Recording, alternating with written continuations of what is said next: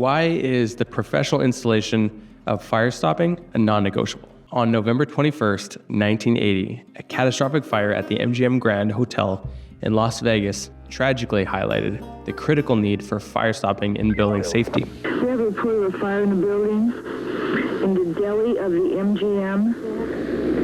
The fire, which started from an electrical fault in a restaurant, spread quickly due to a lack of effective fire stopping and compartmentalization, resulting in 85 deaths and over 600 injuries. Most victims succumbed to smoke inhalation as smoke traveled through the building's ventilation and other openings.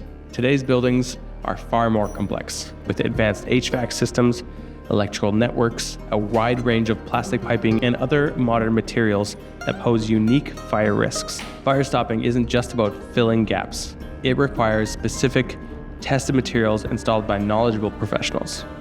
Improper fire stopping can lead to catastrophic outcomes, as seen in the MGM Grand fire.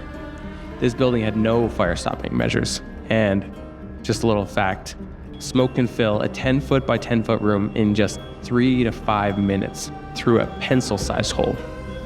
Fire stopping should only be entrusted to trained professionals such as FCIA members and UL-accredited fire stop contractors. These experts understand the intricacies of modern construction and adhere to the highest safety standards.